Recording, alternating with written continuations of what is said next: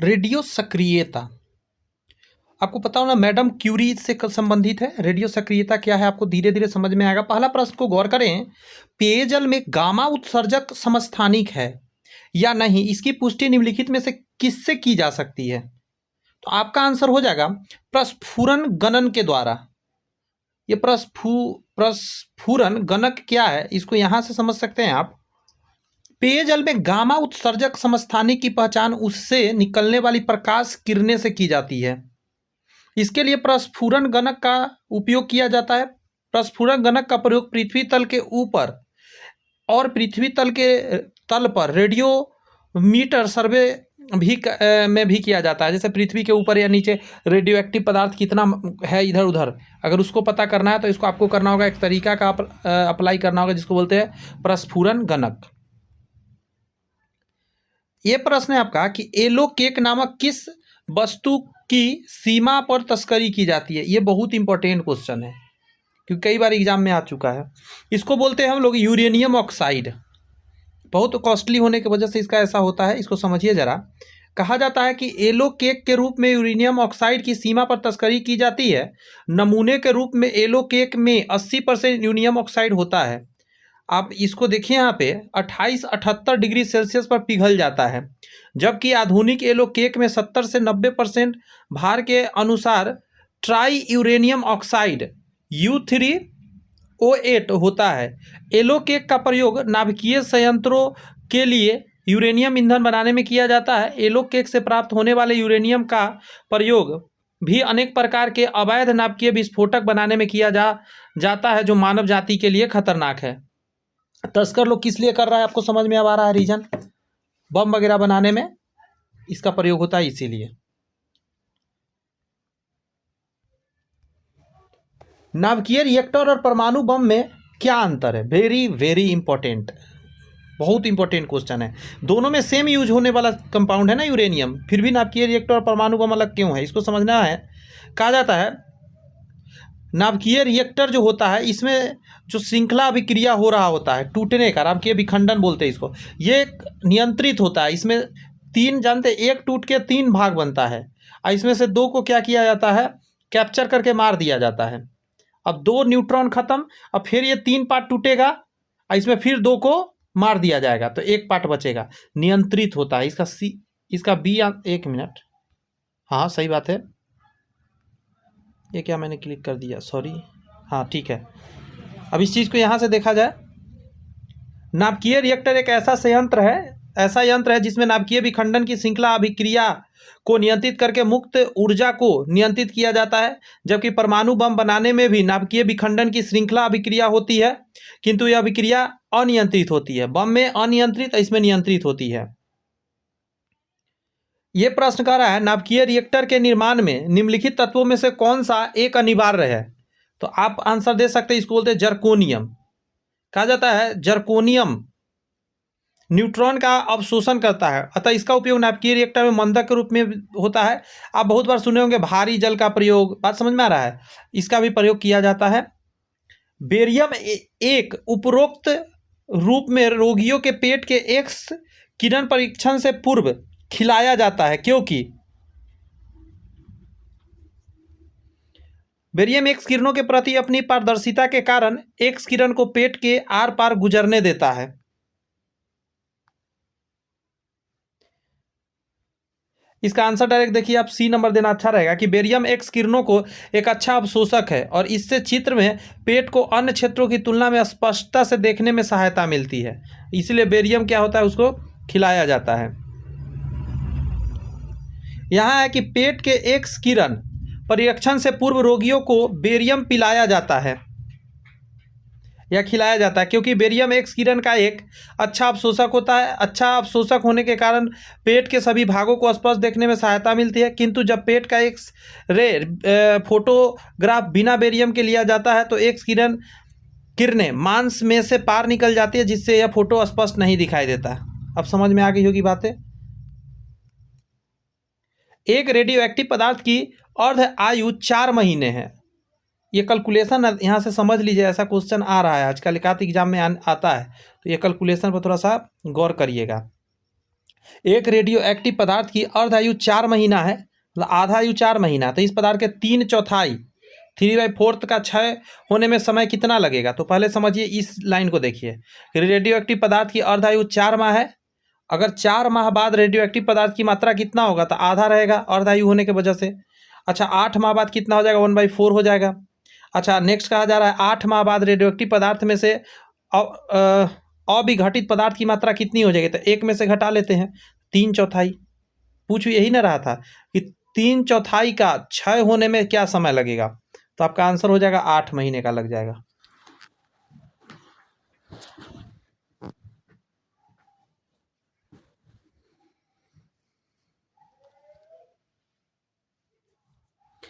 ये चीज समझिए, इसका मतलब न जानिए कि अर्ध आयु 4 माह है, इसका मतलब है कि 4 महीना में आधा पदार्थ बचा हुआ है, अगला फिर 4 महीना आगे हुआ तो फिर आधा हो गया, तो 1/4 बचा हुआ, यानी खर्च कितना हो गया, विघटित कितना हो गया? 3/4 हो गया ना, देखिए यहां से।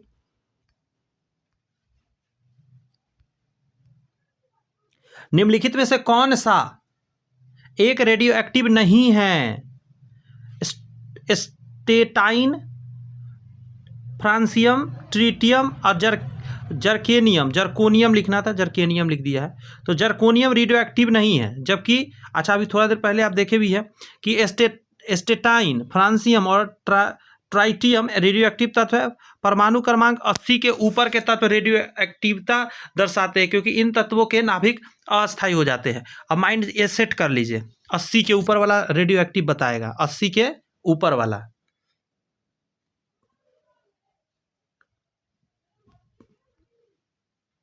निम्न में से कौन सा एक कथन सही है?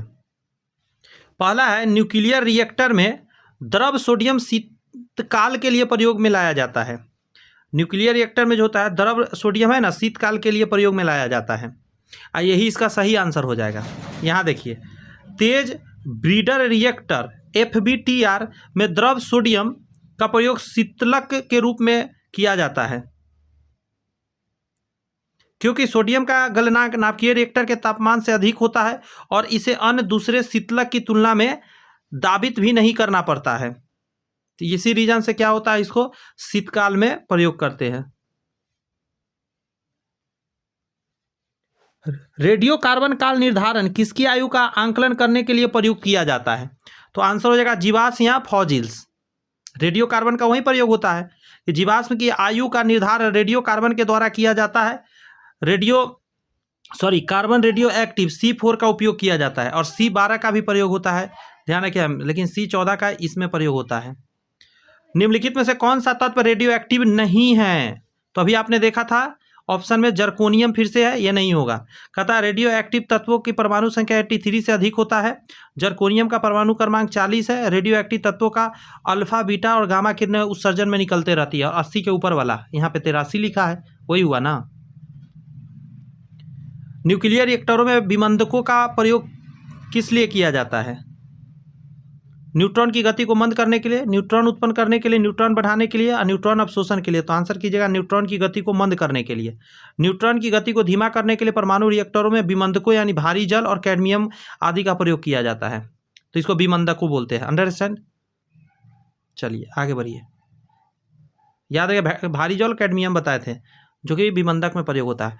न्यूक्लियर रिएक्टर में न्यूट्रॉन को किससे अवमंदित किया जाता है? आ गया ना, तो आप आंसर दीजिए इसमें से। तो इसको बोलते हैं मॉडरेटर। जो आपने भारी जल या कैडमियम देखा उसको मॉडरेटर के नाम से जानते हैं। रेडियोधर्मीयता का यूनिट क्या है, किस चीज में नापते हैं? तो क्यूरी में नापते हैं, मैडम क्यूरी खोजे, इसीलिए कहा जाता है किसी पदार्थ के रेडियो एक्टिव को बेकुरल, क्यूरी, ये सब चीज में नापते हैं। बेकुरल में भी नापते, क्यूरी में भी, और रदरफोर्ड आदि इकाई में भी नापते हैं। रदरफोर्ड ने भी मेहनत किया था, उनका भी नाम से नापा जाता है।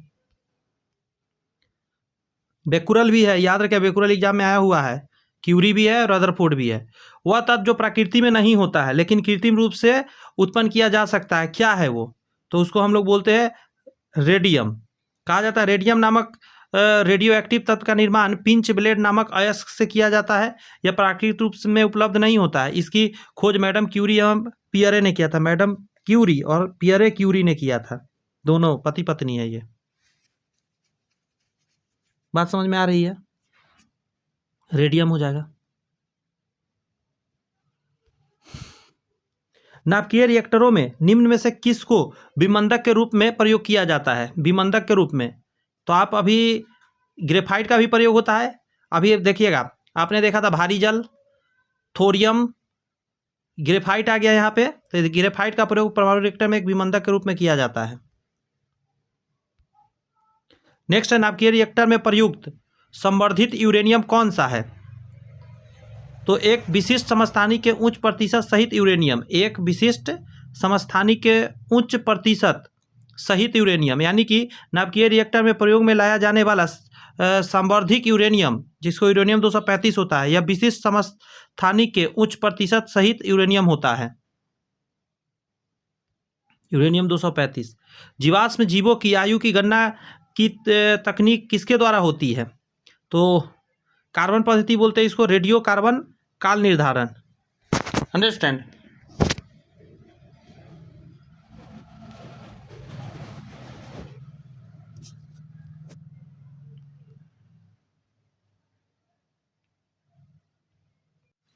क्वेश्चन है कि पूर्ववर्ती संयुक्त सोवियत रूस के एक जगह है चेरनोबिल नाभिकीय ऊर्जा केंद्र में, वह दुर्घटना कब हुई थी जहां पे वायुमंडलीय radio active nuclide radio nuclide फैल गया था, मतलब जो रिएक्शन हुआ था और रेडियो एक्टिव जो किरणें वो बहुत फैला था। 1986 में यह घटना हुआ था। यहाँ देखिए जरा, कहा जा रहा है संयुक्त सोवियत रूस के चेरनोबिल नाभिकीय ऊर्जा संयंत्र में 26 अप्रैल 1986 को एक दुर्घटना हुई थी। इसके परिणाम से उसके आसपास में रेडियो एक्टिव किरणें विकिरण फैली थी और वनस्पति और जानवर को, जीवों को बहुत हानि पहुंचा था। भारी जल हैवी वाटर से अभिप्राय क्या है? तो बोलते हैं वह जल जिसमें अधिकतम घनत्व होता है उसको हैवी जल बोलते हैं। भारी जल का घनत्व सामान्य जल की तुलना में 11% अधिक होता है। भारी जल हाइड्रोजन का एक समस्थानिक होता है। इसका प्रयोग परमाणु रिएक्टर विमंदक के रूप में किया जाता है। कैडमियम भी आपने देखा था, ग्रेफाइट भी देख लिया। हाइड्रोजन बम किस सिद्धांत पर काम करता है? वेरी वेरी इंपॉर्टेंट, अनियंत्रित संलयन अभिक्रिया, जो सूर्य वगैरह में होता है, जितने भी तारे होते हैं, स्टार है, उसमें यही होता है, नाभिकीय संलयन अभिक्रिया। और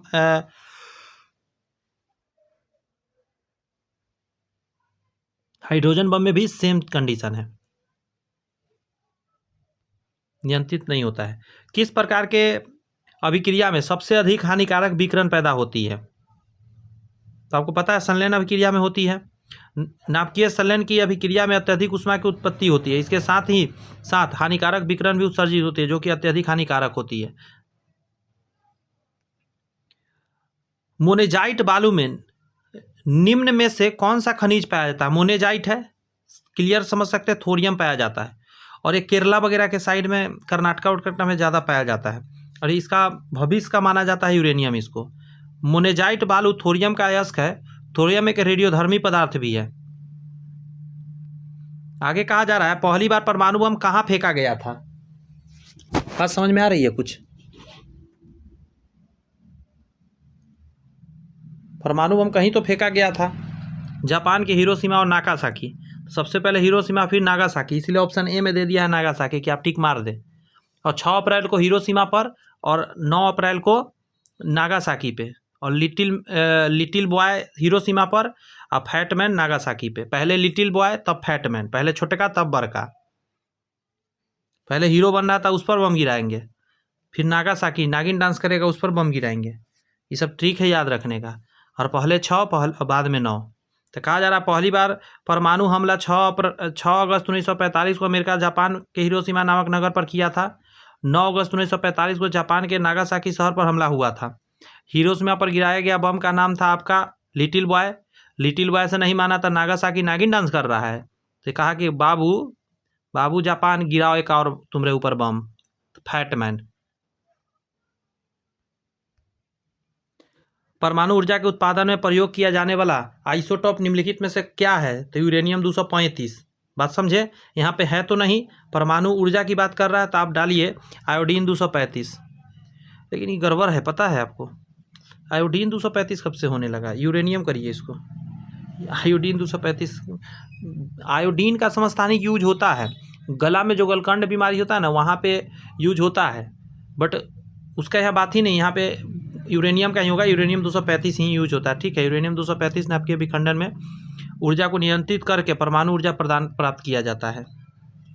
आप इसको नियंत्रित कर सकते हैं। परमाणु बम का सिद्धांत आधारित क्या है? तो नाभिकीय विखंडन है। हाइड्रोजन बम का क्या है? नाभिकीय संलयन है, इसलिए वो ज़्यादा खतरनाक है। परमाणु बम का सिद्धांत नाभिकीय विखंडन पर आधारित है, जबकि हाइड्रोजन बम का सिद्धांत नाभिकीय संलयन पर आधारित है।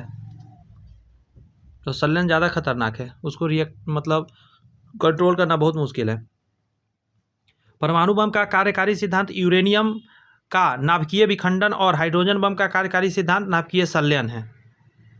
हाइड्रोजन बम का नाभिकीय संलयन की प्रक्रिया पर आधारित है, यानी ड्यूटेरियम का नाभिकीय संलयन क्या हो जाएगा? ड्यूटोरियम का नाभिकीय संलयन। TNT क्या ही है इस सब के बीच में? हाइड्रोजन गैस वाले बम का विस्फोट, ये सब कुछ नहीं, पहला आंसर होगा। यहाँ पे समझिए कि ड्यूटेरियम या ट्राइटियम के संलयन से अपार ऊर्जा मुक्त होता है। यह अनियंत्रित संलयन अभिक्रिया पर आधारित होता है। फ्यूजन जुड़ने को बोलते हैं, फिजन हटने को बोलते हैं, दोनों में अंतर है। यूरेनियम के रेडियोधर्मी विघटन का अंतिम उत्पाद क्या है? यूरेनियम टूट के अंतिम में क्या बनेगा? तो कहा जाता है यूरेनियम के रेडियोधर्मी विघटन का अंतिम उत्पाद लेड यानी सीसा होता है। ऑप्शन नंबर ए हो जाएगा। आगे कह रहा है रेडियोधर्मी पदार्थ उत्सर्जित करता है। क्या उत्सर्जित करता है? तो उपरोक्त सभी अल्फा, गामा और बीटा तीनों किरण उत्सर्जित होता है इससे। अगर चालू नाभिकीय रिएक्टर में कंट्रोल छड़ों का उपयोग नहीं किया जाए तो क्या हो जाएगा? बम बन जाएगा। चेन प्रक्रिया सीमा से बाहर चली जाएगी और ये लास्ट में बम का रूप धारण करेगा। नाभिकीय रिएक्टरों में नियंत्रक यानी कंट्रोल छड़ का उपयोग नहीं किया जाएगा तो नाभिकीय प्रक्रिया जारी रहेगी और उत्पन्न ऊर्जा की विपुल मात्रा विध्वंसक का कारण बन जाएगा। नाभिकीय रिएक्टरों में कैडमियम की छड़, ध्यान रखिए, कैडमियम की छड़ का नियंत्रण छड़ के रूप में प्रयोग किया जाता है। कैडमियम का प्रयोग, अनर्थ हो जाएगा, अनर्थ। भारत के न्यूक्लियर रिएक्टर में कौन सा ईंधन प्रयुक्त होता है? तो यूरेनियम 238 प्रयोग होता है। कहा जाता है कि प्राकृतिक में जो यूरेनियम 235 है इसका मात्रा बहुत कम है, 0.711% होती है। शेष 99.284% यूरेनियम 238 होता है।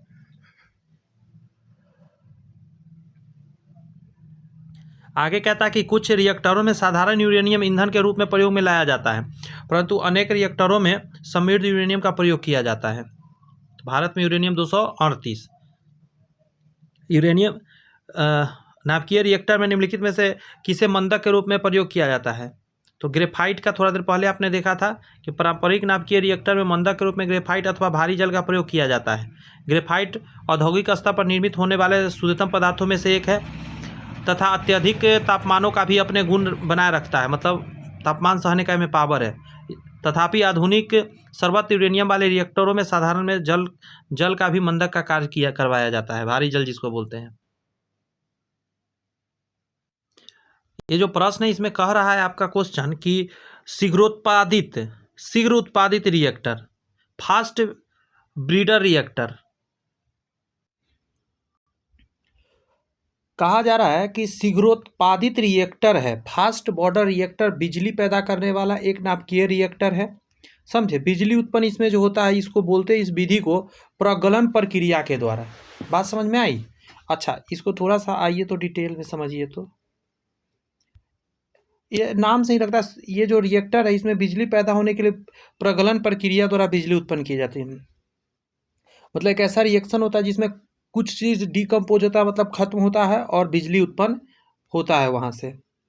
आगे कहा जा रहा है एक ब्रीडर रिएक्टर वह है जो विखंडन होने वाले पदार्थों को उसे अधिक उत्पन्न करता है जितना वह जलाता है।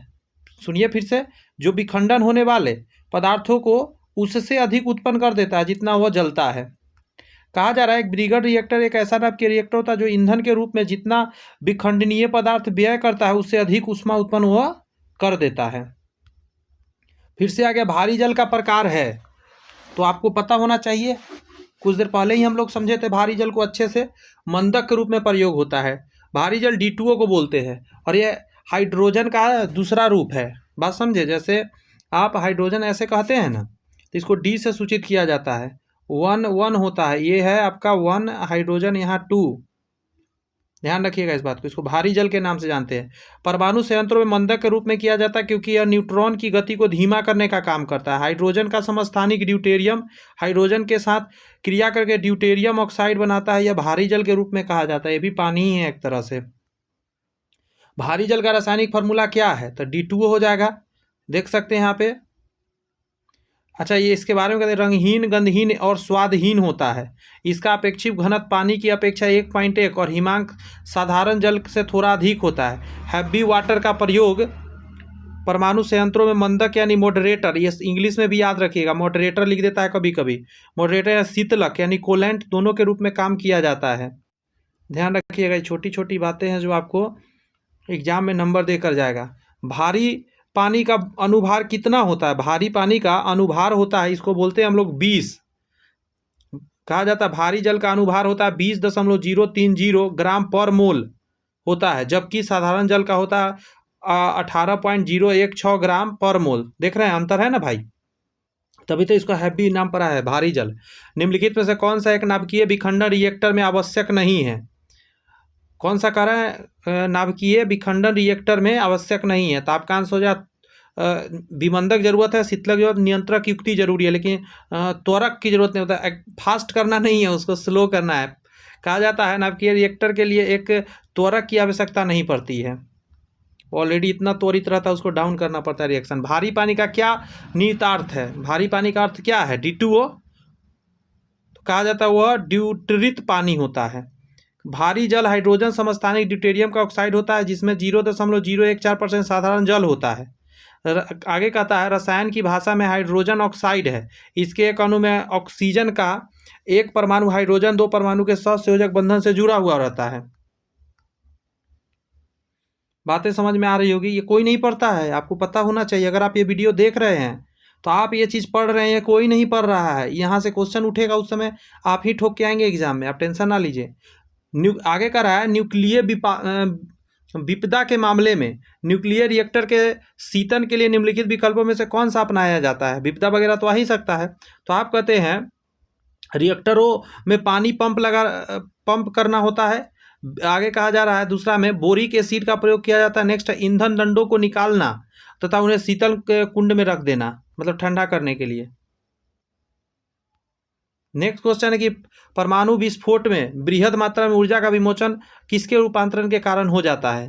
तो इसको बोलते हैं हम लोग नाभिकीय ऊर्जा का उष्मा में परिवर्तन होता है। नाभिकीय रिएक्टर का काम है ना, नाभिकीय रिएक्टर में नाभिकीय उष्मा ऊर्जा में परिवर्तित होता है। अब इस चीज़ को डिटेल में यहाँ पढ़ सकते हैं कि कहा जा रहा है परमाणु विस्फोट में बृहद मात्रा में ऊर्जा का विमोचन नाभिकीय ऊर्जा का उष्मा रूपांतरण होने लग जाता है। परमाणु बम नाभिकीय विखंडन पर आधारित है। इसमें यूरेनियम 235 या प्लूटोनियम 239 का प्रयोग भी किया जाता है। ये भी याद रखिएगा, प्लूटोनियम का भी प्रयोग होता है। परमाणु विस्फोट में प्रचंड वायु झोंक के साथ ताप कम से कम 10⁻60 डिग्री सेल्सियस तक पहुंच जाता है तथा लाखों वायुमंडलीय दाब के बराबर दाब उत्पन्न होता है। परमाणु बम नाभिकीय ऊर्जा का विनाशक रूप एक है। इसको पढ़ने में अच्छा लगता है, लेकिन इसका जो इमेजिंग है ना, आप सोच नहीं सकते। हम और आप कभी नहीं सोच सकते इतना भयंकर होता है। 10⁻7 समझते कितना होता है? गिनिए जरा। 2 2 4 2 6 2 8, एक ज़्यादा हो गया 0। देखिए, इकाई, दहाई, सैकड़ा, हजार, 10,000, लाख, 10 लाख, करोड़, 1 करोड़ टेम्परेचर। कभी सोचे हैं क्या कितना होता होगा? आगे बढ़िए। निम्नलिखित में से कौन सा रेडियो एक्टिव पदार्थ मानव शरीर में भोजन श्रृंखला के माध्यम से प्रवेश कर जाता है और कई शरीर क्रियात्मक विकार उत्पन्न करने लग जाता है? तो इसको बोला जाता है, ये सारे चीज़ आयोडीन 131, स्ट्रांसियम 90 और सीजियम 137। स्ट्रांसियम 90 भी जाता है, सीजियम 137 और आयोडीन 131 से सारी शरीर में जाने के बाद बीमारी उत्पन्न करता है, जिसका जीवाणुओं द्वारा विघटन नहीं हो पाता है। यह मृदा में पहुंचकर पादप द्वारा अवशोषित कर लिया जाता है और खाद्य श्रृंखला में प्रवेश कर जाता है और ये शरीर के लिए बहुत ही ज़्यादा हानिकारक है, बीमारी उत्पन्न करता है। निम्नलिखित धातुओं में से किसका एक नाभिकीय रिएक्टरों में उष्मा अंतरण हेतु सोडियम से मिश्रित किया जा सकता है? पोटेशियम। कहा जाता है नाभिकीय संयंत्रों में शीतलन और उष्मा अंतरण हेतु द्रवित सोडियम में द्रवित पोटेशियम के मिश्रण को मिलाकर उपयोग में लाया जाता है। निम्नलिखित में से कौन सा रेडियो एक्टिव पदार्थ मानव शरीर में भोजन श्रृंखला के माध्यम से प्रवेश करता है तथा यह शरीर को विकार उत्पन्न करता है? अभी आपने देखा सारे हो जाएंगे, चाहे आयोडीन 131 हो, स्ट्रोंशियम 90 हो या सीजियम 137 हो, ये सारे बीमारी का घर है हमारे शरीर में। इस क्वेश्चन को पढ़िए। कहा जा रहा है निम्नलिखित कथन पर विचार करिए। पहला है परमाणु ऊर्जा नियामक बोर्ड AERB के पीने के पानी के लिए 60 ppb यूरेनियम की मात्रा एकग्रता के लिए ट्रिपिमिबल रेडियोलॉजी की सीमा तय की गई है। थोड़ा सा कठिन शब्द है लेकिन इसको समझना होगा। ये शब्द पर ध्यान दीजिए। 60 ppb यूरेनियम की एकाग्रता के लिए टिपिमिबल रेडियोलॉजी की सीमा तय की गई है। आगे कह रहा है 2 नंबर में उच्च स्तर के यूरेनियम की मात्रा वाले पानी पीने से थायराइड कैंसर, गला का रक्त कैंसर, अवसाद और अन्य गंभीर बीमारियां होने की प्रबलता होती है। अब आइए यहाँ देखिए इस क्वेश्चन का आगे डिटेल। ये जो बातें आपने पढ़ा ना, दोनों पॉइंट सही है। कैसे, उसको यहाँ से डिटेल करेंगे। यूरेनियम एक रेडियोधर्मी तत्व है। परमाणु ऊर्जा नियामक बोर्ड जिसको AERB के पीने के पानी के लिए 60 pbc यूरेनियम की एकाग्रता का ट्रिपिमिबल रेडियोलॉजी का सीमा तय कर दिया है। लोगों को सलाह दी जाती है कि वे स्रोतों से पानी का उपयोग ना करें। कहा जाए जहां यूरेनियम की मात्रा का निश्चित सीमा से अधिक हो। उच्च स्तर के यूरेनियम की मात्रा वाले पानी पीने से मानव स्वास्थ्य में रेडियोलॉजिकल और रासायनिक जोखिम बढ़ते हैं। इससे थायराइड कैंसर, रक्त कैंसर, अवसाद और अन्य बीमारी भी उत्पन्न होते रहती है। ध्यान रखिएगा। भारी जल का अनुभार 20 होता है। अभी हमने देखा भी है, ये राइट है ना? एक मिनट, थोड़ा सा कम है, 18 पॉइंट समथिंग हमने देखा है। भारी जल का अनुभार 20 होता है। आगे कह रहा है, अच्छा ये अनुभार का बात कर रहा है, वहाँ हम लोग ये चीज़ नहीं देखे थे, रुक जाइए। भारी जल का अनुभार 20 होता है। यह रंग, गंध और स्वाद में साधारण जल से भिन्न होता है। भारी जल का हिमांक, अच्छा ये सब रंगहीन था, गंधहीन था, स्वादहीन था, ऐसा कुछ। भारी जल का हिमांक एवं क्वथनांक साधारण जल के बराबर होता है। समझिए इस चीज़ को जरा। कहा जाता है भारी जल का अनुभार 20 होता है और आगे कह रहा है तथा यह साधारण जल के समान ही रंगहीन, गंधहीन एवं स्वादहीन होता है। यहाँ कह रहा है अलग है, तो ये तो गड़बड़ हो गया बात पहला में। आगे कह रहा है अनुभार 20 है, ये तो सही है, हम लोग ने 20 देखा था। आगे की पॉइंट इसमें गड़बड़ है। आगे इसका हिमांक 3.8 डिग्री सेल्सियस तथा क्वथनांक 101.42 डिग्री सेल्सियस। इसका घनत्व भारी जल से अधिक होता है। तो इसका अगर आप देखेंगे तो साधारण जल के बराबर होता है।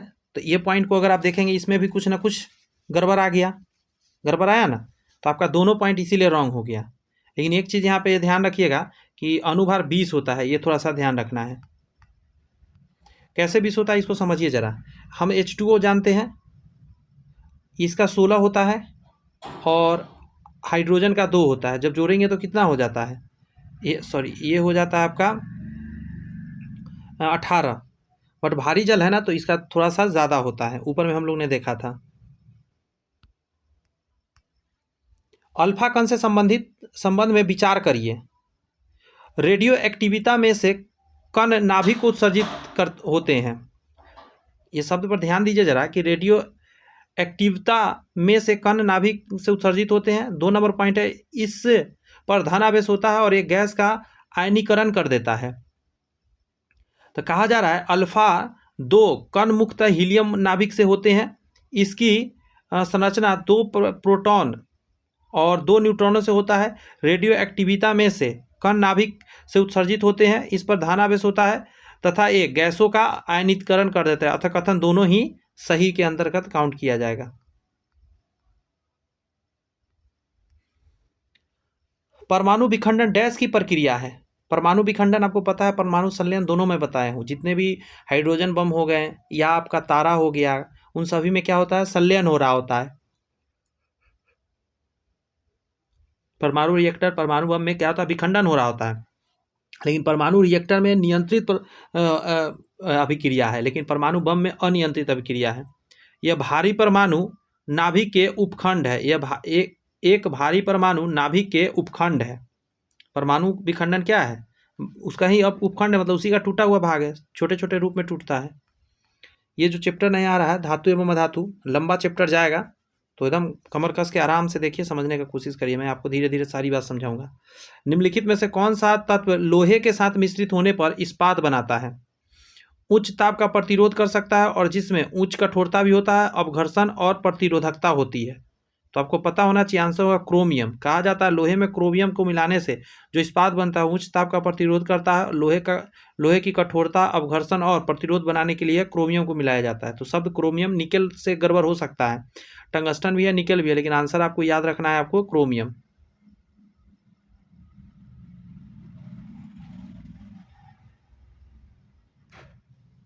कोक स्टील लोहे के उत्पादन में भट्ठी के स्फोटन के लिए मिलाए जाने वाले 4 चीज सामग्रियों में से एक है। इसका कार्य क्या है? मतलब एक्टिविटी, जब गलाया हुआ जाता है ना, लोहा या स्टील कह सकते हैं आप, तो उसमें कोक डाल दिया जाता है। इसका क्या रीजन है? तो इसका रीजन है अपचायक के रूप में यह काम करता है। पहली तो ये बात सही हो गई। आगे यदि बात करें, लोहा या इसके संयुक्त सिलिका को दूर करता है, ये नहीं है, ये पॉइंट गड़बड़ है। उष्मा की पूर्ति के लिए ईंधन के रूप में भी काम करता है, ये भी सही बात है। और उपचायक के रूप में काम करता है, नहीं, अपचायक के रूप में काम करता है। यह है रिडक्शन, यह है ऑक्सीडेशन। यहाँ कहा जा रहा है कोक का प्रयोग ब्लास्ट भट्टियों में ईंधन के रूप में किया जाता है। यह जीवाश्म ईंधन के भंजक आसवन द्वारा प्राप्त होता है। इसमें उच्च मात्रा में कार्बन होता है। इसका कैलोरी मान भी अधिक होता है। इसके लिए इसका प्रयोग ऊष्मा प्रदान करने के लिए किया जाता है। यह अच्छा अपचायक है। यहाँ पे कुछ रिएक्शन दिया गया है, देख सकते हैं। नेक्स्ट है, निम्नलिखित धातु में से कौन सा एक अम्लगम नहीं बनाती है? अम्लगम नहीं बनाती है तो आपका आंसर हो जाएगा लोहा। कहा जाता है अम्लगम एक क्रियाशील धातु को पारे के साथ मिलाने पर बनता है। तांबा हो गया, जस्ता हो गया, मैग्नीशियम आदि पारे के साथ मिलकर अम्लगम बनाते हैं, किंतु लोहा अम्लगम नहीं बना पाता है। तांबा बना लेता है, जस्ता, मैग्नीशियम ये सब बनाता है, लेकिन लोहा नहीं बनाता है अम्लगम।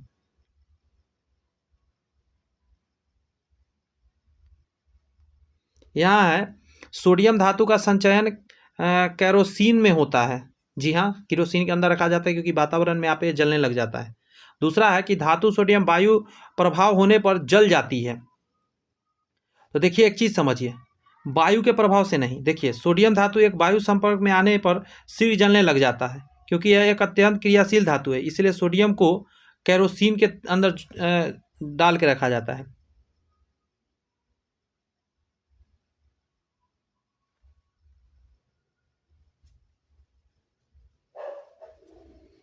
इसका तो सही है, सी क्यों आंसर दे रहा है, मुझे समझ में नहीं आ रहा है। किताब पागल हो गया है क्या? समझिए जरा, फिर से एक बार पढ़िए। सोडियम धातु का संचयन केरोसिन में होता है, ये तो एकदम 100% देखिए, इसलिए सोडियम को केरोसिन में तेल में डुबा के रखते हैं। सोडियम धातु वायु प्रभाव्य होने पर जल जाती है। प्रभाव्य का मतलब कुछ क्या होता है? प्रभाव, हाँ, वायु के प्रभाव में,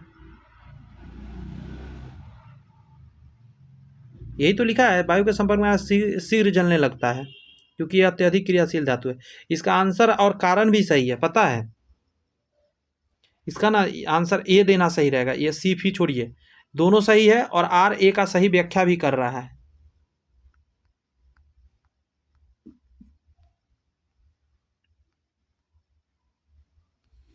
ये पहले भी हम लोग इस टाइप के क्वेश्चन किए हैं कि शोल्डर कैसे बनता है। एक मिनट, ऊपर में कुछ है? नहीं, कुछ नहीं है। देखिए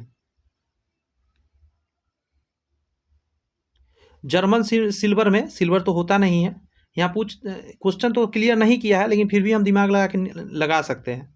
जैसे शोल्डर में टीन होता है, शोल्डर में टीन होता है, जर्मन सिल्वर में निकेल होता है, ये पता है। ब्लीचिंग पाउडर में क्लोरीन तो होता ही होता है, CaOCl2, ये नहीं जानते रिएक्शन, बताया है ना ब्लीचिंग पाउडर का, तो इसमें है ना भाई क्लोरीन। तो क्लोरीन में तो ये आप लगा ही सकते हैं, और कोई लगाए नहीं लगाए आपको ये तो एकदम माइंड में रहेगा ही कि क्लोरीन होता है।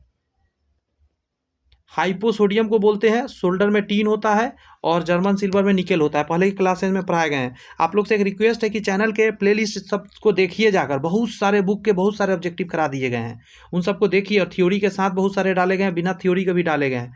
जर्मन सिल्वर, देखिए जर्मन सिल्वर कॉपर निकेल और जिंक का मिश्र धातु है, जिसमें 84% आपका कॉपर होता है, 12% निकेल और 4% जिंक होता है। शोल्डर धातु जो है टीन और कॉपर और लेड और एंटीमनी का मिश्र धातु, इतना चीज रहता है शोल्डर में, टीन भी है, कॉपर भी है, लेड एंटीमनी मिश्र धातु है। आगे कहा जा रहा है आपका कि ब्लीचिंग पाउडर जो होता है, ब्लीचिंग पाउडर कैल्शियम क्लोराइड और कैल्शियम हाइपोक्लोराइड से मिलकर बनता है। आगे कहता है सोडियम थायोसल्फेट, समझे। इसको हम लोग हाइपो भी कहते हैं, यही है सोडियम थायोसल्फेट, इसको हाइपो के नाम से भी हम लोग जानते हैं। आगे है आपका एल्युमिनियम का पृष्ठीय प्रायः एनोडीकृत होते हैं, इसका अर्थ इस पर निक्षेपण होना है। क्या निक्षेपण होना है? तो आंसर हो जाएगा एल्युमिनियम ऑक्साइड की परत। एल्युमिनियम के पृष्ठ पर प्रायः एनोडीकृत हो जाता है, यहाँ से समझिए। एल्युमिनियम प्रायः एनोडीकृत होते हैं क्योंकि एल्युमिनियम ऑक्सीजन से अभिक्रिया करके एल्युमिनियम ऑक्साइड की परत बना लेता है। यह प्रक्रिया धीमी गति से होता है। एनोडीकृत धातु का क्षरण बढ़ जाता है और प्रतिरोध क्षमता कम हो जाती है।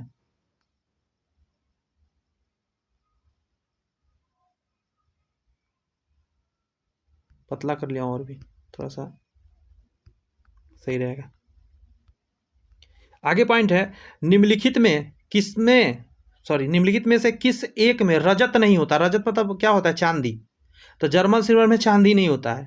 लूनर कास्टिक में होता है, हॉर्न सिल्वर में होता है, रूबी सिल्वर में होता है। जर्मन सिल्वर चांदी रजत की तरह चमकता है किंतु इसमें चांदी नहीं होता है। कॉपर, निकल और जिंक की मिश्र धातु है। कॉपर, निकल और जिंक का मिश्र धातु क्या है जर्मन सिल्वर में?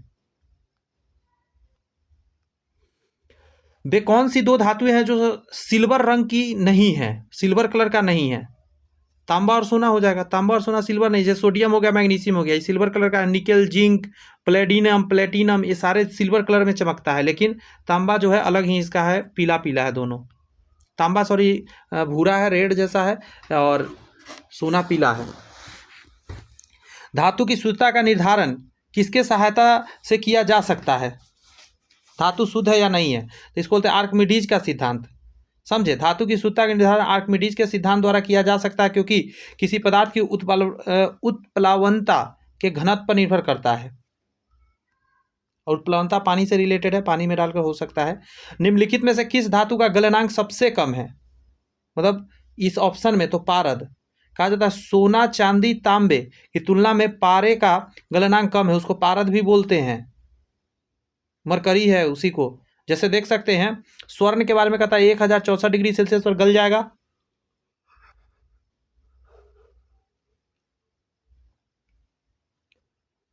चांदी और पहले गलता है 961.8 डिग्री सेल्सियस पर। तांबा गलता है 1058 डिग्री सेल्सियस पर, और 38.89 डिग्री सेल्सियस पर पारा गलता है।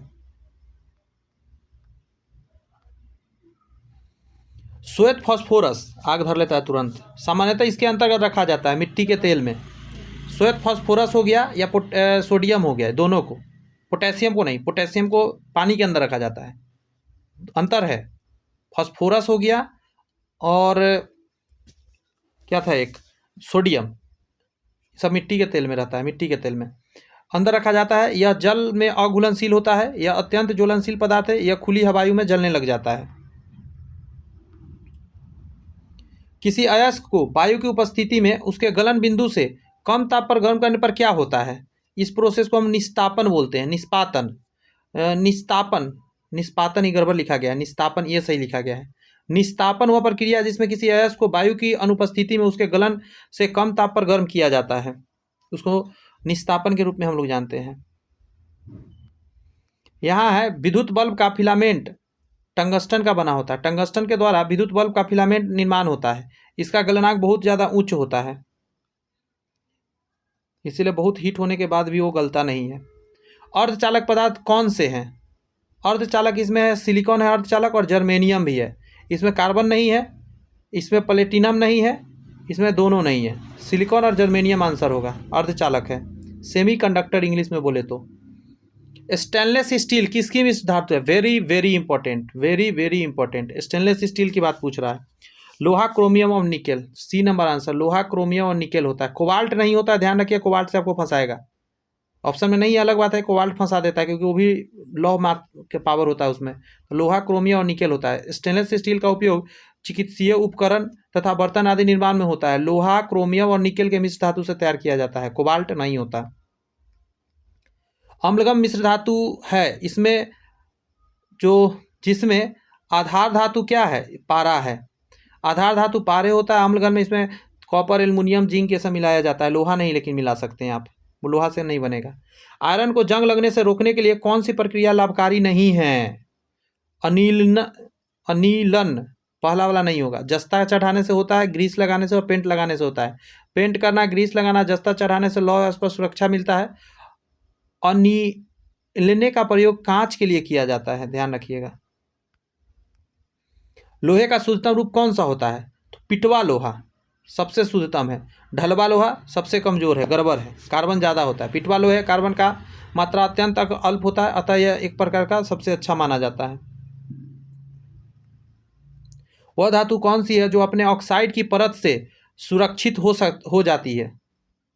मतलब उस पर अगर ऑक्साइड का परत चढ़ गया तो और सुरक्षा हो, जैसे लोहा पे चढ़ा तो गड़बड़ हो जाता है, लेकिन एल्युमिनियम पर चढ़ गया तो और अच्छा हो जाता है। ऊपर से कवर चढ़ गया, अंदर अब एकदम मस्त रहेगा वो। एल्युमिनियम नातक धातु के ऊपर एल्युमिनियम ऑक्साइड की परत जब जम जाती है तो यह धातु क्षरण से रक्षा हो जाती है, उसका खराबे नहीं होगा। ऑक्साइड बन गया, अब वो अंदर खराब नहीं हो सकता। सिंडेराइट किसका है? इसका ये इंपॉर्टेंट क्वेश्चन है, एस से रिलेटेड क्वेश्चन आ जाता है कभी कभी एग्जाम में। इसको बोलते हैं आयरन का। एक मिनट, सिंडेराइट, जी हाँ, सिंडेराइट आयरन का है। सिंडेराइट नामक एस जो है लोहे का 48% मात्रा इसमें है। आगे है आपका कि किस श्रेणी में सभी ऑक्सीकरण स्थितियों में नाइट्रोजन विविध प्रकार के यौगिक बनाती है? किस श्रेणी में सभी ऑक्सीकरण स्थितियों में नाइट्रोजन विविध प्रकार की यौगिक बनाती है? तो आंसर क्या हो जाएगा?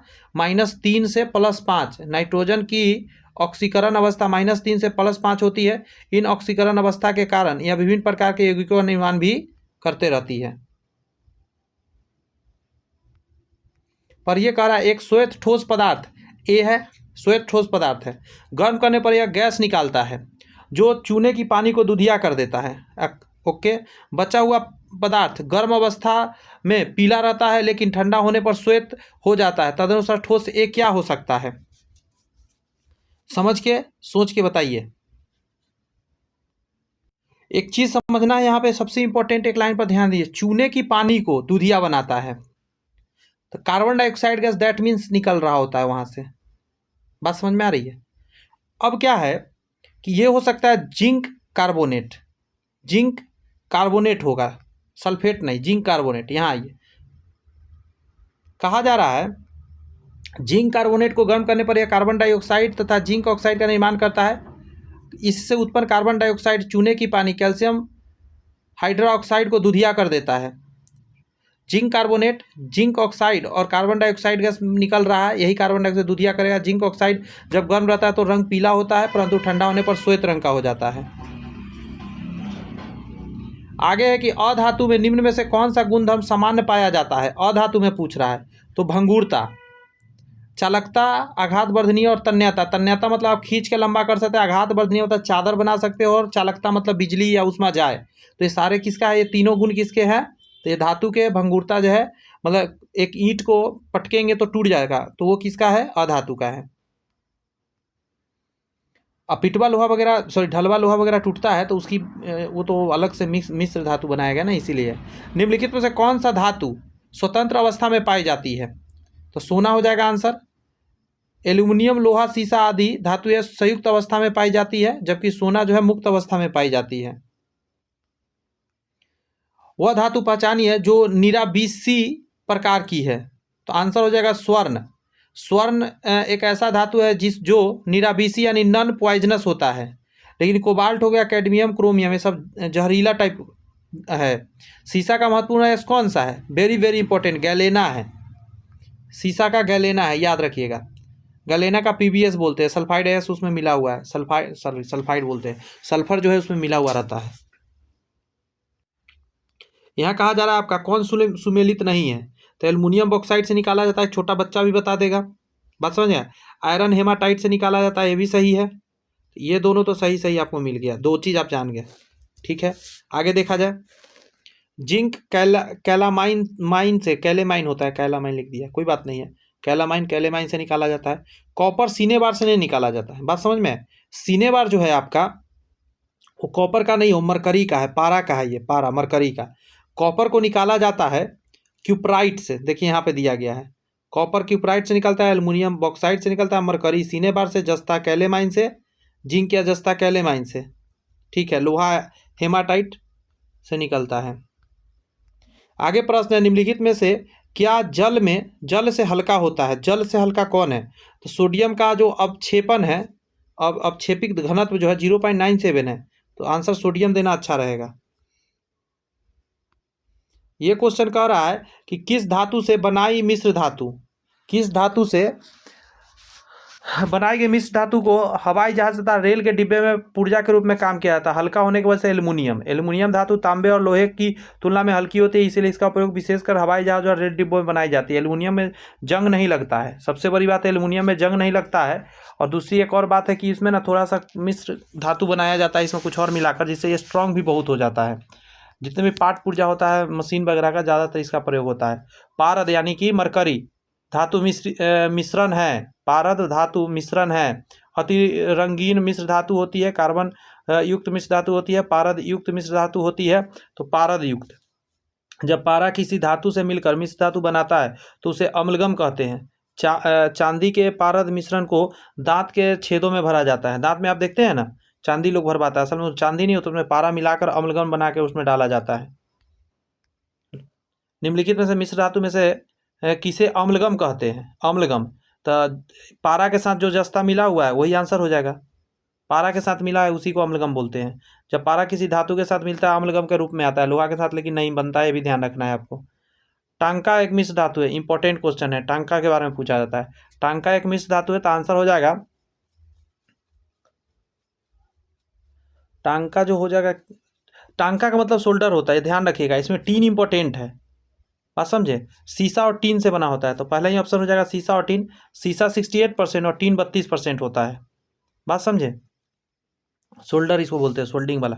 कांसा मिश्र धातु का है, तो इसमें तांबा के साथ टीन नहीं होगा, बस ध्यान रखिएगा। तांबा के साथ जस्ता हो, 1 मिनट, हाँ सॉरी माफ़ी चाहते हैं, हम क्या बोल रहे हैं, एक चीज़ समझना है। जैसे कि देखिए, टीन के साथ यहाँ मिलता है शीशा तो बनता है सोल्डर या टांका, लेकिन वही टीन के साथ जब मिलता है तांबा तो ये कांसा बनता है, और तांबा के साथ जब जस्ता मिलता है तो ये पित्तल बनता है।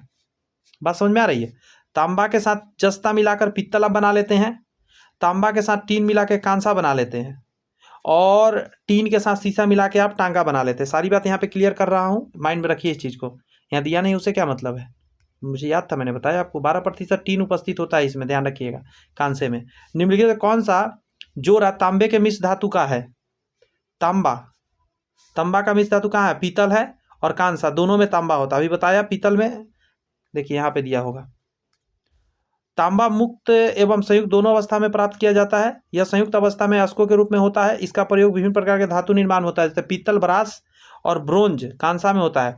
ब्रोंज बनाते समय तांबा के अंदर मिला दिया जाता है टीन, और ये बनाते समय तांबा के अंदर मिला दिया जाता है जस्ता। निम्नलिखित में से कौन सा धातु पीतल, कांस और जर्मन सिल्वर इन सभी में होता है? तो जस्ता होता है, 1 मिनट सॉरी, तांबा होता है। तांबा सभी है, पीतल में भी तांबा है, कांस में भी तांबा है, जर्मन सिल्वर भी तांबा है, कॉपर जिसको बोलते हैं, ये हर जगह है। निम्नलिखित की उपस्थिति के कारण पित्तल का रंग हवा में फीका पड़ जाता है। हवा में हाइड्रोजन सल्फाइड के कारण ऐसा होता है। हवा में हाइड्रोजन सल्फाइड की उपस्थिति के कारण पीतल का रंग फीका पड़ जाता है, लाइट उसका कम जाता है, लेकिन सोना का नहीं कमता, पीला का पीला रहता है। अगर मान लेते नहीं घटता तो जान लीजिए बहुत बड़ा धोखा होने लग जाता। पित्तल बहुत सोना के बीच में मिक्स होके जाता है, बस उसका फेड हो जाता है कलर, इसीलिए उसका लोग ठगी नहीं कर पाता, फिर भी बहुत जगह हो जाता है। मिश्र धातु में किस पदार्थ के संयोग से निष्कलंक इस्पात स्टेनलेस स्टील अचुंबकीय हो जाता है? तो आंसर हो जाएगा निकल।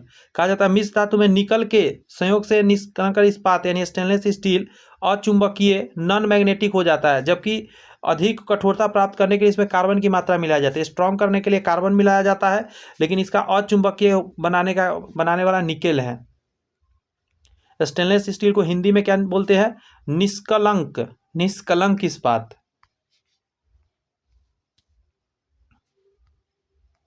आगे है, स्टील की कठोरता प्रदान करने के लिए क्या बढ़ाई जाती है? कार्बन की मात्रा।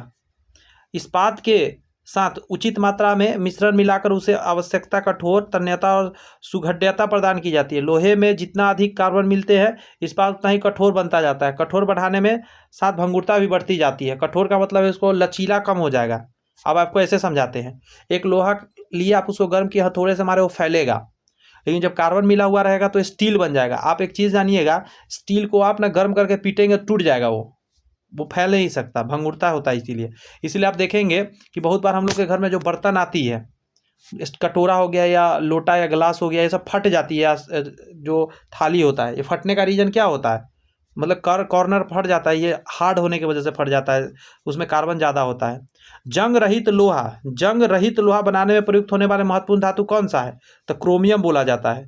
जंग रहित लोहा बनाने के लिए क्रोमियम को लोहे में मिश्रित किया जाता है, इससे एक मिश्र धातु स्टेनलेस स्टील बनता है जो जंग रहित है, और कार्बन इसको कठोरता बनाने के लिए किया जाता है। और एक और ऊपर कुछ अभी देखे थे ना, जैसे कार्बन से कठोरता बनता है, लेकिन हाँ निकेल से क्या हो जाता है, इसमें भंगुरता आ जाती है इसके अंदर। सॉरी, कार्बन डालने से भंगुरता आती है, निकेल डालने से क्या था, ये अचुंबकीय हो जाती है, चुंबक नहीं सकता है। स्टील से स्टेनलेस स्टील प्राप्त करने के लिए इनसे कुछ तत्वों को मिलाकर उसे और अधिक संशोधित किया जाता है। निम्नलिखित में उसमें कार्यों के लिए प्रयुक्त नहीं किया जाता है, तो आपका आंसर होगा सिलिकॉन। कहा जाता है सिलिकॉन के अलावा निकेल, कार्बन, मैग्नीशियम, सब तो मिलाया ही जाता है। आप देख लीजिए स्टेनलेस स्टील का पूरा यहाँ बायोडाटा मिल गया आपको। स्टेनलेस स्टील जिसको धब्बा रहित लोहा बोलते हैं, एक मिश्र धातु है जिसमें संघटक तत्व क्या है, आयरन रहता है सबसे ज़्यादा 89.4%, क्रोमियम रहता है 10%, मैंगनीज रहता है 0.35%, कार्बन रहता है 0.25%। इसकी सिलिकॉन नहीं मिलाया जाता, जबकि अल्प मात्रा में निकेल मिला रहता है 0.8%। वही मैं सोचूं निकेल को क्यों छोड़ दिया गया, क्योंकि यही निकेल जो होता है इसको अचुंबकीय बना देता है। मिश्र धातु और संघटक है, थोड़ा देर पहले देखे, अब ठीक सही लगना चाहिए। पीतल हम बताए थे, ताम्र यानी तांबा होता है, तांबा के साथ जस्ता रहता है, ये हो जाएगा इसका। तांबा के साथ टीन मिलता है तो कांसा बन जाता है, ये भी मैं बताया। शीशा और टीन मिलकर सोल्डर बनता है, ये भी मैं बताया था अभी ऊपर में। लोहा और कार्बन मिलकर इस्पात बनता है, ये भी हमने बताया, और यही है स्टेनलेस स्टील।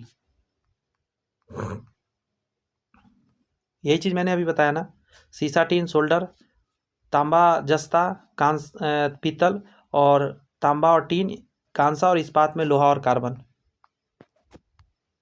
यहाँ कहा जा रहा है निम्नलिखित धातु में से कौन सा एक नौकाओं में निर्माण में इस्तेमाल होता है, क्योंकि यह समुद्री जल से संक्षारित नहीं होता, मतलब संक्षारित नहीं होने के कारण नौका में प्रयोग किया जाता है। इसका आंसर हो जाएगा टाइटेनियम। जब टाइटेनियम का उपयोग पानी के जहाज के निर्माण में किया जाता है, क्योंकि यह समुद्री जल द्वारा संक्षारित नहीं होता है, ध्यान रखिएगा, टाइटेनियम। आगे आपका खाद डिब्बों को टीन से लेपित किया जाता है, किंतु जस्ता से नहीं किया जाता। बस वही बात है, टीन जो होता है जस्ता के तुलना में ज़्यादा कम रिएक्टिव है, जस्ता टीन की अपेक्षा महंगा होता है, नहीं ये रीजन नहीं है। जस्ता का गलनांक टीन के गलनांक से अधिक होता है, ये भी नहीं है रीजन। जस्ता टीन की अपेक्षा अधिक अभिक्रियाशील, देखिए जस्ता टीन के अपेक्षा, टीन है जस्ता की अपेक्षा अधिक क्रियाशील, ये सही होगा, ये गड़बड़ है, बस इसी रीजन से बनाया जाता है। आगे आपका मोबाइल फोन बैटरियों में निम्नलिखित में से कौन सी एक धातु मुख्यतः उपयोग में लाई जाती है। मोबाइल फ़ोन की बैटरियों में कौन सा धातु होता है, तो याद रखिएगा लिथियम का प्रयोग होता है, लिथियम आयन। मोबाइल फ़ोन में बैटरियों में लिथियम आयन बैटरियों का प्रयोग किया जाता है। लिथियम आयन बैटरियों को कम स्पेस में ज़्यादा ऊर्जा संचित करने का काम भी करती है। किसी तार परिबद्ध मानक प्रतिरोध में मैंगनीज या कॉन्स्टेंटन का उपयोग होता है, इसका कारण क्या है। किसी तार परिबद्ध मानक प्रतिरोध में मैंगनीज या कंस्टेंटन का प्रयोग किया जाता है, इसका आंसर आप आराम से दे पाइएगा। इसकी प्रतिरोधकता ताप के साथ लगभग अपरिवर्तित बनी रहती है, इसीलिए किसी तार प्रतिबद्ध मानक प्रतिरोध में मैंगनीज या कांस्टेंट का प्रयोग किया जाता है, क्योंकि इसका प्रतिरोधकता ताप के साथ लगभग अपरिवर्तित होती है, इसीलिए। सोडियम धातु का संग्रहण किसमें किया जाता है, तो मिट्टी के तेल में।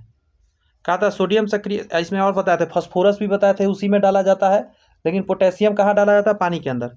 सोडियम सक्रिय धातु है, वायु में उपस्थित ऑक्सीजन से क्रिया करके सोडियम ऑक्साइड बनाती है, पानी के साथ क्रिया करके सोडियम हाइड्रोक्साइड और हाइड्रोजन उत्पन्न करती है, वायु में खुला छोड़ने पर आग पकड़ लेती है, इसलिए बहुत सक्रिय धातु होने के कारण इसे मिट्टी के तेल में डुबाकर संरक्षित करते हैं, क्योंकि इसमें क्रिया नहीं कर पाती है, ऑक्सीजन नहीं मिल पाता है। जर्मन सिल्वर का उपयोग सजावटी वस्तु, मुद्रा धातु, आभूषणों आदि के बनाने में होता है, इसका नाम देने का कारण क्या है? जर्मन सिल्वर, क्योंकि सिल्वर के जैसा होता है। चांदी का उपयोग सर्वप्रथम जर्मन में किया था, यह देखने में चांदी जैसा होता है, यह देखने में चांदी जैसा होता है, ये रीजन है इसका।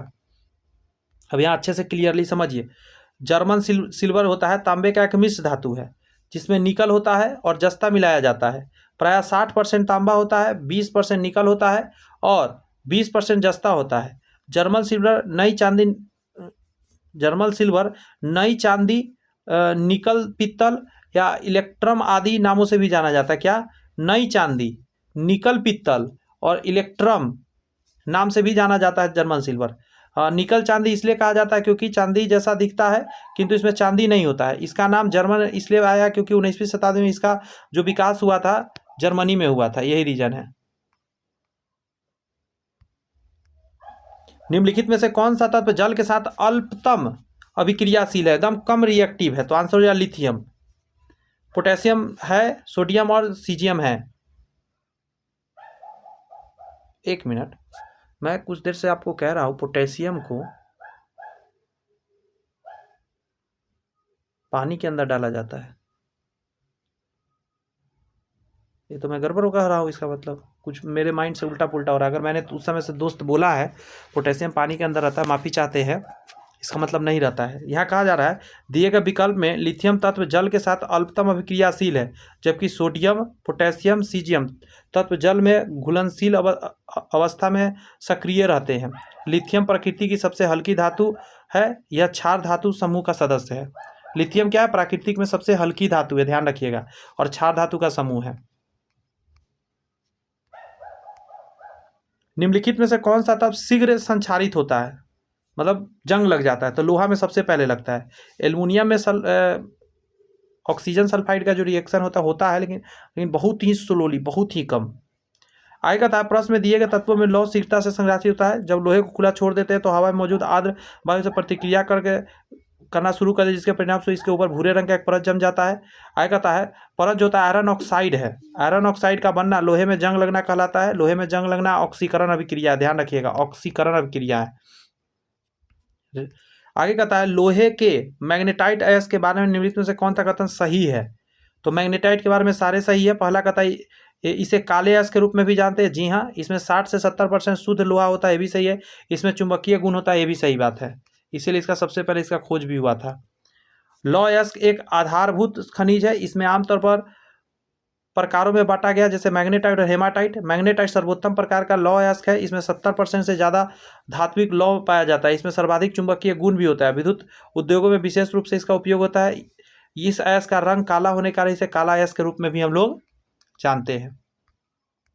आगे है निम्नलिखित क्षार धातुओं में से किसका गलनांक न्यूनतम है? क्षार है और गलनांक न्यूनतम है, तो आपका आंसर हो जाएगा सीजियम। कहा जाता दिए गए क्षार धातुओं में सीजियम जो है गलनांक सबसे कम है और हल्का लिथियम है। निम्नलिखित धातुओं में से किस धातु का उपयोग प्रकाश विद्युत सेलों में तंतुओं में किया जाता है, जो प्रकाश ऊर्जा को विद्युत ऊर्जा में परिवर्तित करता है? तो आंसर क्या दीजिएगा इसको? रुबिडियम। रुबिडियम धातु का प्रयोग प्रकाश विद्युत सेलों में तंतु में किया जाता है, जो प्रकाश ऊर्जा को विद्युत ऊर्जा में परिवर्तित करते हैं। प्रकाश ऊर्जा है को विद्युत ऊर्जा में प्रयोग किया जाता है, विद्युत सेल में प्रयोग किया जाता है, रुबिडियम का प्रयोग होता है, ध्यान रखिए। नेक्स्ट है निम्नलिखित में से किस अभिक्रिया में उत्पाद यानी परिणाम के रूप में NO नाइट्रिक ऑक्साइड गैस निकलेगी? पहला ही हो जाएगा कॉपर का, अगर हम कराएंगे नाइट्रिक एसिड के साथ तो क्या बनेगा आपका? नाइट्रिक एसिड मतलब नाइट्रस अम्ल। और आगे कहता है ऑक्सीकारक दोनों प्रकार के गुण प्रदर्शित करते हैं। नाइट्रिक ऑक्साइड का कार्बन डाइऑक्साइड के साथ मिश्रण ध्यान रखिए फ्लैश फोटोग्राफी में उपयोग में किया जाता है। आगे है कि निम्नलिखित में कौन सा मैग्नीशियम का अयस्क है? तो मैग्नीशियम का अयस्क जो है एप्सम लवण है। आगे कहा जा रहा है काओनिन एल्युमिनियम का अयस्क है। कैल्साइट कैल्शियम का अयस्क है। आगे कहता है सिल्टाइन स्टांसियम का अयस्क है। और मैग्नेसाइट कीसेराइट एप्सम लवण आदि मैग्नीशियम के अयस्क है। नेक्स्ट है मिश्र धातु के संगठनों से संबंधित युग्म पर विचार करिए। जर्मन सिल्वर में कॉपर, जिंक और टीन होता है। पहला सही हो गया। डेल्टा धातु में तांबा, जस्ता और लोहा होता है। एक मिनट, जर्मन सिल्वर में कॉपर, जिंक, टीन, क्या क्या था जी जर्मन सिल्वर में? एक मिनट आइए था, जर्मन सिल्वर वाला गड़बड़ लग रहा है। कॉपर 60%, जिंक 20% और निकल 20% जर्मन सिल्वर का संगठन है। जी हाँ, यही गड़बड़ हो रहा है। टीन नहीं होना चाहिए था, क्या होना चाहिए? निकेल होना चाहिए था, तो ये गड़बड़ है। डेल्टा धातु तांबा, जस्ता, लोहा से बना है और जंगरोधी इस्पात जो है लोहा, क्रोमियम, निकेल और कार्बन से है। सबसे कम इसमें निकल होता है। इसका 2-3 सही हो जाएगा। यहाँ के बाद है ईंधन। तो इस क्लास में इतना ही रखेंगे दोस्त, और आपसे एक छोटा सा रिक्वेस्ट के साथ आज के सेशन को एंड करेंगे। चैनल सब्सक्राइब करके बेल आइकन प्रेस करिए, क्योंकि ये जो सीरीज है इसमें आप देख सकते हैं ऐसे ऐसे क्वेश्चन हैं जो शायद कहीं नहीं मिल रहे हैं, और ये क्वेश्चन से एग्जाम में क्वेश्चन बन रहे हैं। आगे ईंधन में लाऊंगा, इसी तरह आगे जो भी चैप्टर्स हैं मैं आपको कराऊंगा। तो मिलते हैं नेक्स्ट वीडियो में। All the best, Baba, thank you.